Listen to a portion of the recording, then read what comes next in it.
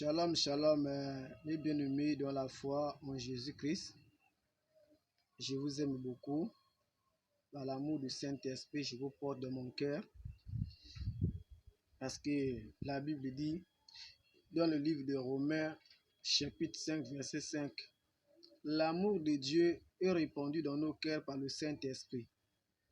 Donc, l'amour de Dieu n'est pas sur la tête, ni sur les pieds, ni au dos, ni au bras, ni aux pieds. L'amour de Dieu est toujours au centre. Parce que Dieu aime toujours prendre la première place. Dieu aime toujours rester toujours au centre.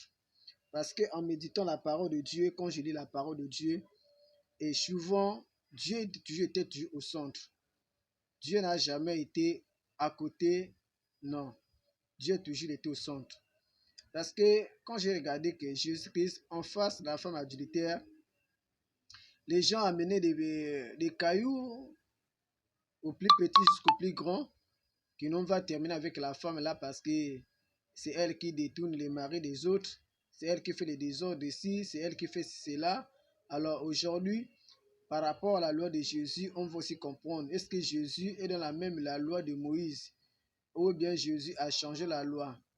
Alors quand les gens arrivaient, on dit que Jésus était au milieu avec la femme.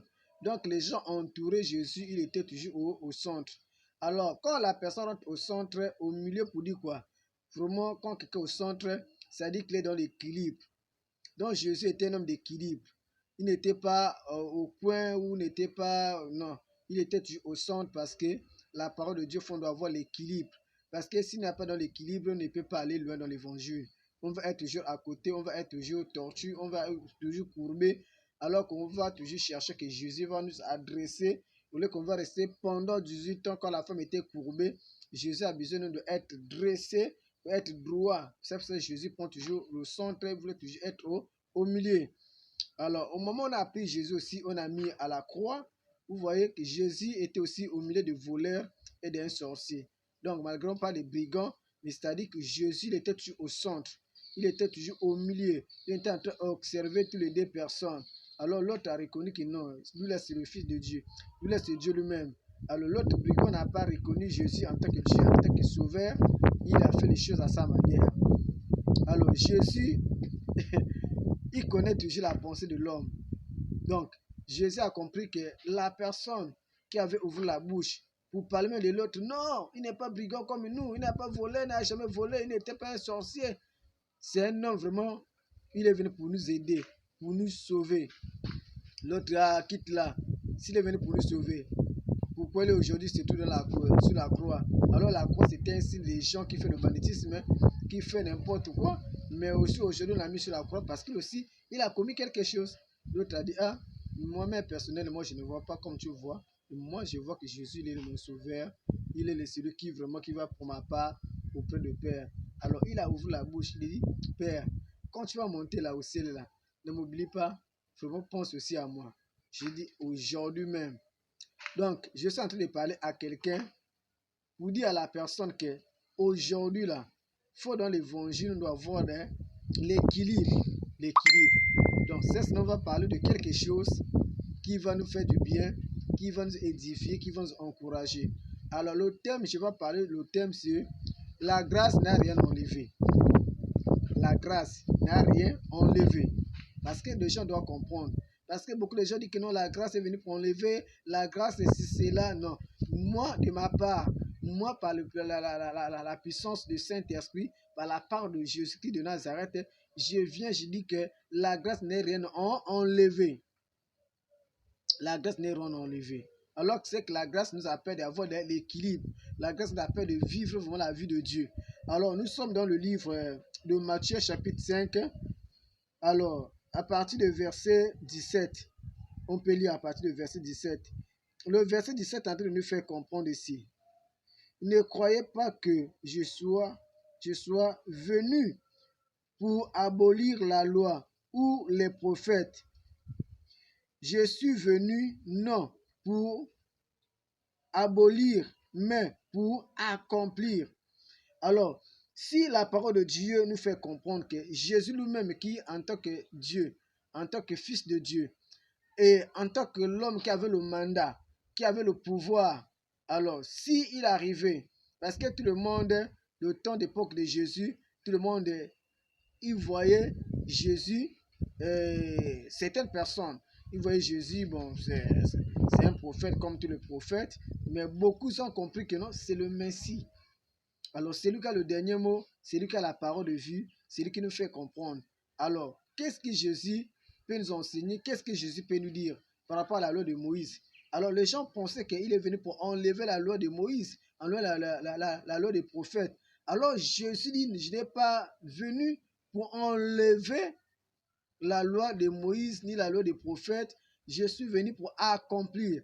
Alors, toi et moi, si on dit que je suis venu pour accomplir, non, c'est-à-dire que c'est quelque chose qu'on a déjà commencé, mais la personne vient encore pour appuyer, pour dire que non, je suis d'accord par rapport à ce que l'autre a commencé. Je ne suis pas là pour détruire, pour renverser. Non, le contraire, je suis la même vision de la personne. Alors Moïse, il a enseigné quoi? Si on regarde même la loi de Moïse, parce que c'était dur, quand tu as fait quelque chose, on doit vraiment l'œil par l'œil. Donc, quand tu as percé l'œil de l'autre, on doit percer l'œil.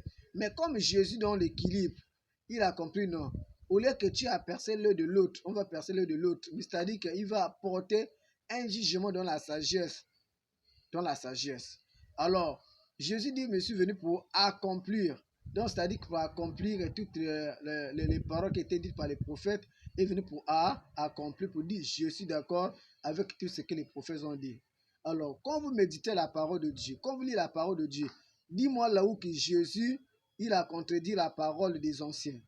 À moins que si la personne n'était pas avec Jésus, si la personne n'était pas avec le Dieu lui-même, mais si que la personne qui marchait selon l'inspiration de Dieu, il écoutait Dieu, tout ce que les gens ont parlé, c'est comme ça. Mais dans le Nouveau Testament, suivant des paroles qu'on lit, les paroles des apôtres, les apôtres étaient en train de piller aussi ce qui était dit dans l'Ancien Testament. L'Ancien Testament. Alors, la seule chose passée dans l'Ancien Testament, ça dit que là-bas, que les gens manifestaient avec trois types de personnes. On avait les prophètes, on avait les rois et les sacrificateurs. Alors, c'est quand Jésus est arrivé, toujours pas toujours des chiffres 3. Parce qu'il ne voulait pas que les chiffres 3, ça va disparaître. Les rois, les prophètes et puis les sacrificateurs.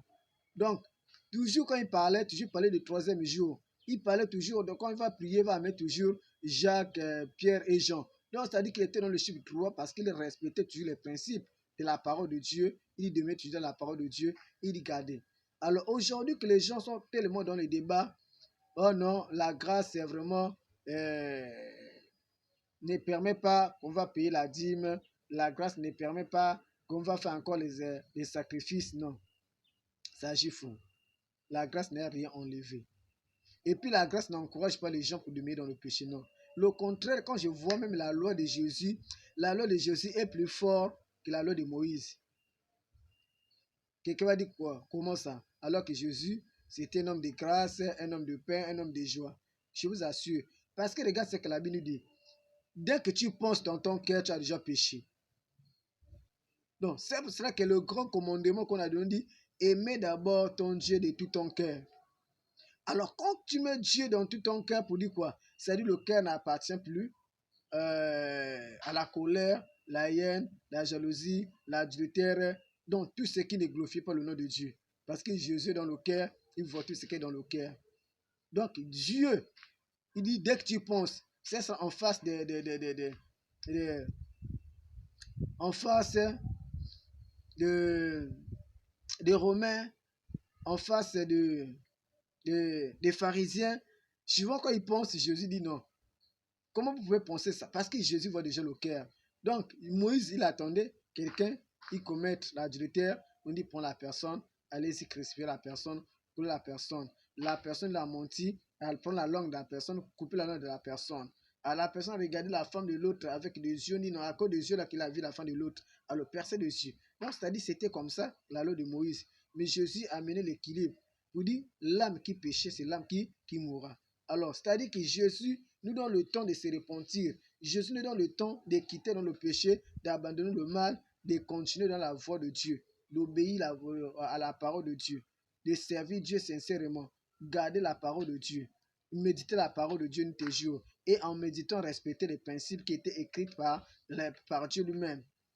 Parce que quand je lis Genèse jusqu'à Malachie, je vous assure, ça là c'est Dieu lui-même qui avait parlé. Parce qu'un prophète n'a jamais eu la pensée humaine. Tout ce qu'ils ont écrit, c'était justement par l'inspiration. Par la Bible dit que c'est par l'esprit des hommes ont parlé.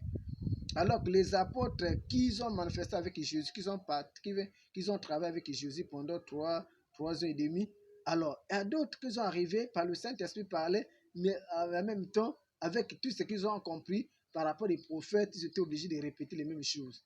Donc, pour dire quoi? Dieu, il a parlé. La Bible dit qu'il est le commencement, il est la fin. Donc, Dieu n'a jamais enlevé. Dieu n'a jamais abandonné ce que lui avait parlé au temps des prophètes. Parce que la Bible dit qu'il est fidèle, il est fidèle. Si les hommes n'est pas fidèles, lui-même il est fidèle et ça pour parole. Donc Dieu, il n'enlève rien. Il n'a rien enlevé.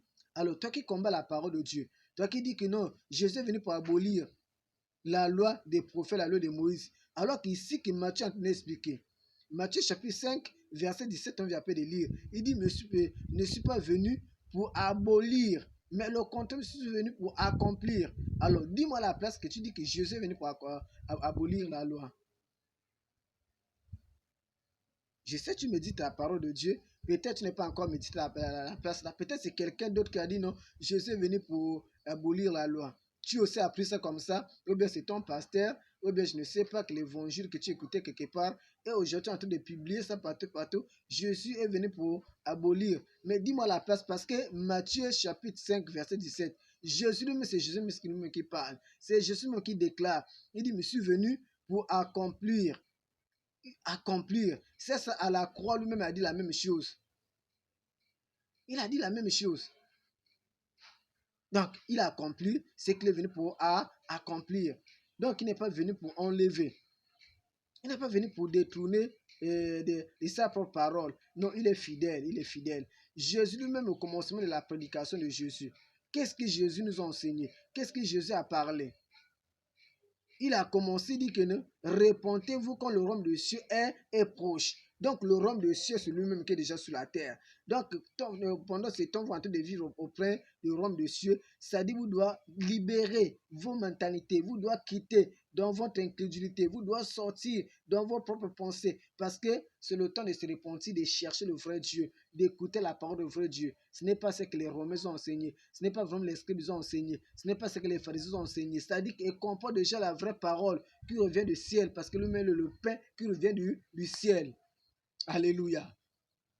Lui-même est le pain qui revient du ciel. Alors, bien-aimés, par la foi, par la grâce du Saint-Esprit, il ne faut pas que vous cherchiez la malédiction, parce qu'au moment où tu as dit que Jésus est venu pour abolir, c'est-à-dire que la personne, quand vous enseignez dans l'église, il faut dire que la personne c'est un sorcier. Ah oui, c'est un sorcier parce que les sorciers sont en train de vous amener pour vous égarer dans les ténèbres. Alors que nous sommes dans le dernier temps, ce n'est pas le temps de s'amuser avec la parole. Frère, je vous enseigne. Ma sœur, je vous enseigne. Si tu n'as pas reçu l'appel de Dieu, ne cherche pas de problème. Ah oui, parce que ne concède pas,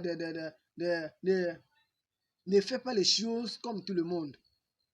Alors qu'aujourd'hui, il y a des gens qui s'en foutent de la parole de Dieu parce que leur vision, leur pensée pour détruire le peuple de Dieu, comme Jésus m'a dit dans Jean chapitre 10. Les dévoreurs viennent pour détruire, pour égorger. Donc, c'est-à-dire qu'il y a des gens qui sont venus pour égorger, pour détruire, pour amener le peuple de Dieu dans des égarements. Alors, bien aimé que Dieu n'a rien enlevé. Dieu n'a rien enlevé, le contraire, Dieu a appuyé. Dieu veut que les gens gardent leurs robes propres. Dieu veut que les gens vivent la sainteté. Dieu veut que les femmes soient mariées. Le mari doit avoir qu'une seule femme. Dieu n'est pas venu pour enlever